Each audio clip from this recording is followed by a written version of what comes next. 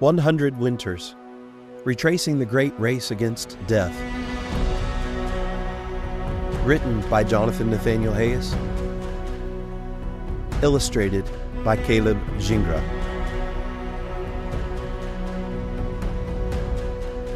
Chapter 21. The Topkok Hills.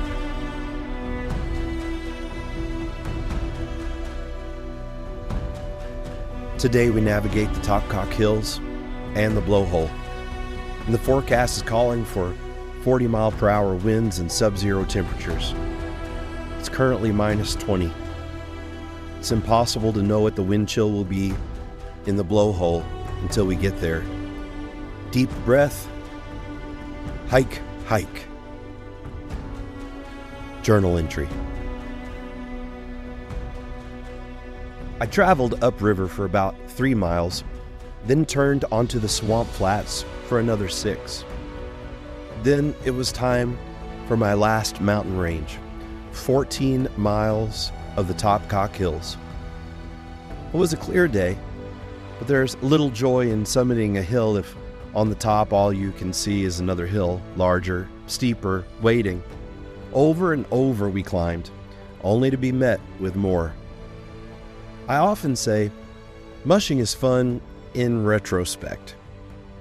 There are beautiful moments on the trail, but you're often so overwhelmed by exertion, cold, and fatigue that it's miserable in the moment. Any honest musher will admit they've often asked themselves mid-run, why do I do this again? But in hindsight, the pain fades. What remains is beauty, the majesty, the unrepeatable magic of the journey. The descent out of the Topkok Hills was somehow even more physically demanding than the ascent. The wind-packed snow was hard as rock, and the trail angled down obliquely. My sled didn't want to follow the dogs. It wanted to slide sideways off the trail and tumble down the ridge. So I spent what felt like hours wrestling it to stay on track. Standing on the uphill runner, I held on with one hand and leaned my full weight out. That would give the runners a moment's traction until it slipped and the sled flipped towards me. If I lost my balance even once, I'd go sliding down the ravine and take the team with me. There were times we did slide 5 or 10 feet. The dogs were yanked sideways until some hummock or some patch of snow caught the runners and slammed us back into place. My mind, consumed with battle, barely registered when my teammates passed me. They waited at a small shelter cabin at the western base of the range. The wind was howling by the time I arrived. They were inside trying to make a fire.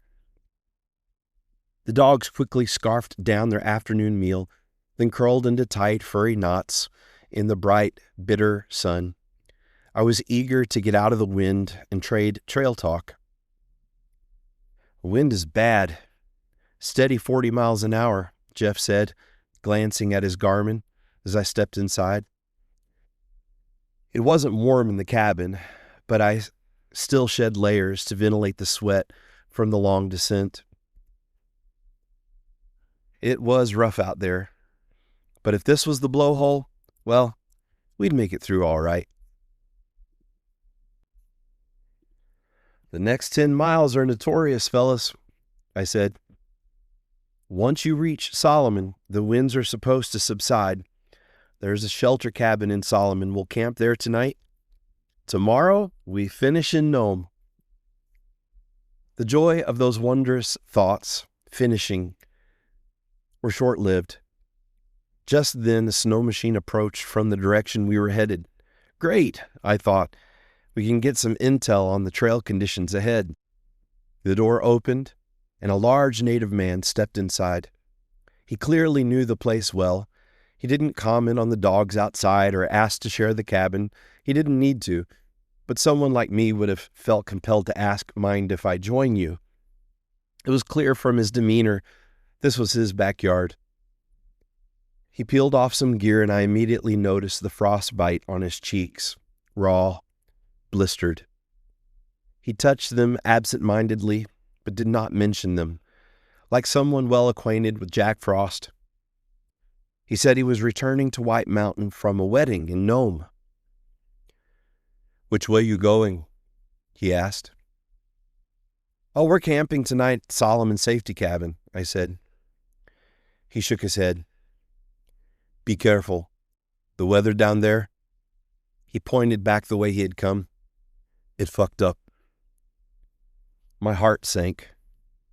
Here was a local native with frostbite on his face, giving us the most definitive trail report we could have asked for.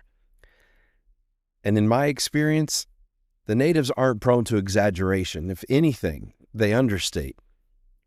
And as if to add insult to injury, Caleb, who hadn't quite made out what our visitor said, but could read our expression, asked, "What'd you say?" And our visitor repeated, "The weather down there, it fucked up." And with that, the man slipped back out the door and vanished into the wind. We sat in silence, stunned. "We knew all along this would be bad," I said finally. "Best thing we can do is push through while we've still got daylight.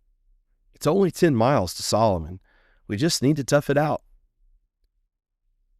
I cut the rest stop to 1 hour, and we all suited up. The dogs were extremely slow to start. 1 hour is nice, but 2 would be better, they seemed to say. Caleb tried to get the footage of us entering into the blowhole, but the dogs took every distraction as a chance to stop. I asked him to skip filming and just move down the trail to give the dogs space. I was frustrated. We needed to move. As we neared the coast again, I thought of Gunnar Kaysen and his now famous leader, Balto, who ran this portion of the relay. Gunnar worked under Leonard Seppala at the Pioneer Mining Company in Nome. His team was made up of Seppala's dogs, specifically those left behind when Seppala chose his best 20 for the serum run. When the relay was organized, Kaysen defied Seppala's orders by choosing Balto as his leader. To Seppala, Balto was merely a solid freight dog, steady but slow, not fit for lead. In my personal experience, that decision made sense. Larger or inexperienced men like Gunnar Kaysen often favor steady, manageable dogs over agile speedsters. For someone less nimble on the runners or less skilled, a slower leader feels safer and easier to control. In the blowhole we were about to enter, Balto led Kaysen through minus 20 degrees Fahrenheit and gusts nearing 80 miles per hour, wind chills of minus 66 Fahrenheit. His sled toppled repeatedly. At one point, the precious serum box flew out into the black night. Kaysen tore off his mittens and dug barehanded through the drift until he found it. Frostbite be damned. "I couldn't see the trail," Kaysen later admitted, "but I trusted Balto, and he never once faltered." We were drawing closer to that infamous stretch of coast now. The wind increased, and the more it increased, the more serious my dogs became. It was a newly discovered Seppala trait, one I was deeply thankful for.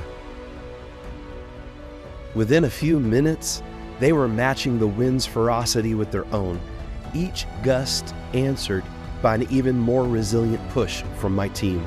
My little dogs lowered their heads, dug in, and drove harder, as if daring the storm to try to stop them.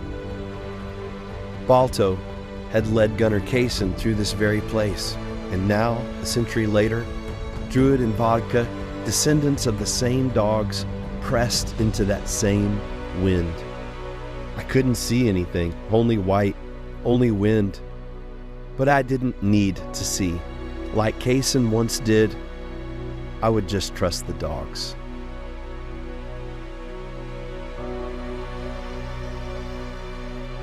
If you're enjoying these free audio recordings of my new book, I request that you get on Amazon and order yourself a copy.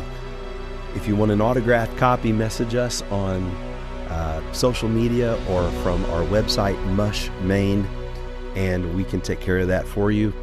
Until the next chapter, Godspeed and happy trails.